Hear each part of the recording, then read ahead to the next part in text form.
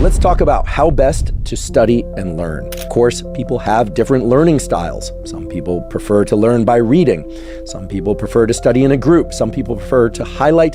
Some people call themselves auditory learners. Other people consider themselves visual learners. But guess what? When one looks at the research on preferred learning styles, pretty much all of that melts away. It turns out that the best way to study and learn is defined not by the medium in which that material arrives, whether or not it's auditory or visual or combined, whether or not you review slides or a textbook, or you watch small videos. It turns out that the best way to study and learn is to access components of your memory systems that offset forgetting. Rather than think about studying to learn and retain information, I want you to think about studying to offset the natural process of forgetting that everybody experiences when they are exposed to new material of any kind, cognitive or motor learning, musical learning, math, etc. Okay, so keep this in mind throughout today's episode.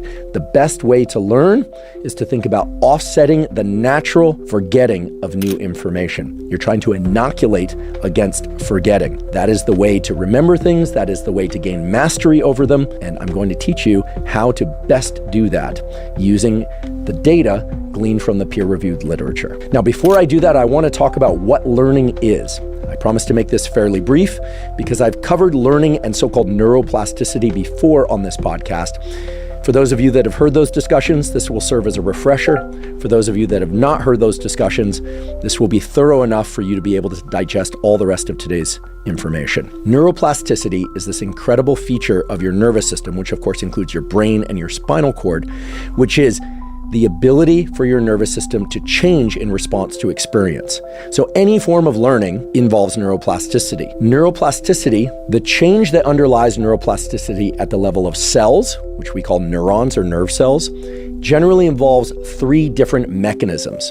One is the strengthening of certain connections, what we call synaptic connections. Synapses are the location between neurons where they communicate with one another. It's actually a gap between the neurons. It is technically called the synaptic cleft. It's a gap. And within that gap, chemicals are passed across that gap that allow one neuron to activate other neurons, or many neurons to activate many other neurons, or to inhibit the activity of other neurons. Okay? So one form of neuroplasticity is the strengthening of connections between neurons. Another form of neuroplasticity is the weakening of connections between neurons. And yet a third form of plasticity, which is often discussed in the media, but is very rare actually in the nervous system, especially the adult nervous system of humans, is neurogenesis, or the addition of new neurons. Let's just get this out of the way up front, because the addition of new neurons, again, grabs so much attention in media articles, but it's responsible for a near trivial amount of the sort of neuroplasticity that is important for today's discussion, or frankly, for most all discussions. It is true you have a specialized set of neurons in your olfactory bulb that are responsible for smell, as well as a specialized set of neurons in the so-called dentate gyrus of your hippocampus, an area of the brain that's important for memory, in which new neurons appear to be added throughout the lifespan. But this is not the major mechanism by which learning and memory occurs in humans. Rather, the major mechanism by which learning and memory occurs in humans is the strengthening of existing connections and the weakening of existing connections, or the formation of new connections between already existing neurons, not new neurons. Now, the removal or weakening of connections between neurons being an important component of neuroplasticity is very important for sake of today's discussion. I want to emphasize that when we hear about weakening of connections, we often think, well, that means forgetting, or that means the brain is getting less good. However, so much of the neuroplasticity that underlies, for instance, the acquisition of a new motor skill is actually the reflection of removal of connections. So we don't want to project any kind of value onto a discussion about adding new connections or removing new connections. Let's just leave it at this level mechanistically.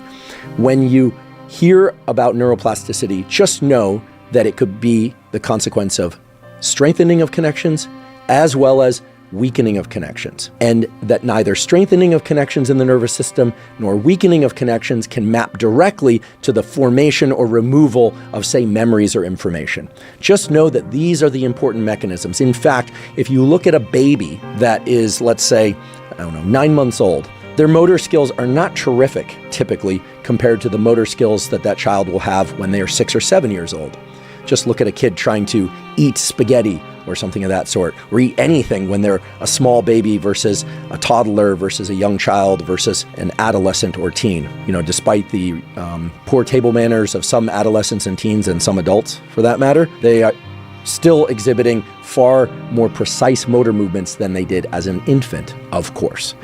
And believe it or not, the improvement in motor coordination that one observes in humans and other species for that matter, from birth until the adolescence and teen years and adult years is largely the reflection of the removal, that's right, the removal of neural connections as opposed to the formation of neural connections. However, the neural connections that remain become much more robust. They become much more reliable. Okay, so that's the mechanistic backdrop for everything that we're going to talk about today, which is how to study and learn. And as I mentioned earlier in my introduction, most of learning and remembering new material is about offsetting the forgetting process that naturally occurs anytime we hear new information. So, in keeping with what will ultimately reveal itself to be the dominant theme of today's discussion, right now, and for reasons that will become clear later, I want you to take a brief quiz. Now, the moment people hear quiz or test, typically it spikes their adrenaline, they start feeling stressed, but don't worry, you're going to keep your answers to yourself, and you're doing this for a very specific purpose. Here's my question. This is a 2-question quiz. How many different ways, mechanistically speaking, does neuroplasticity occur? Is it 1 mechanism, 2 mechanisms, or 3 mechanisms? Or is it 4 or 5? Okay, can you name in your head 2 of the 3 major changes that the nervous system can undergo, which are reflective of neuroplasticity? Okay, so the answer to the question is that there are 3 different modes of neuroplasticity, as you recall, or as you may not have been able to recall. And by the way, if you were not able to recall the 3 different modes of neuroplasticity or mechanisms underlying neuroplasticity, that is fine. As you'll soon realize, recognizing the errors in your information retention is another critical and very useful way to retain more information, even if you got the answer wrong or you didn't know. In fact, especially if you got the answer wrong or you didn't know. So the 3 ways are the strengthening of neural connections, second, the weakening of neural connections, and third, through neurogenesis, the addition of new neurons.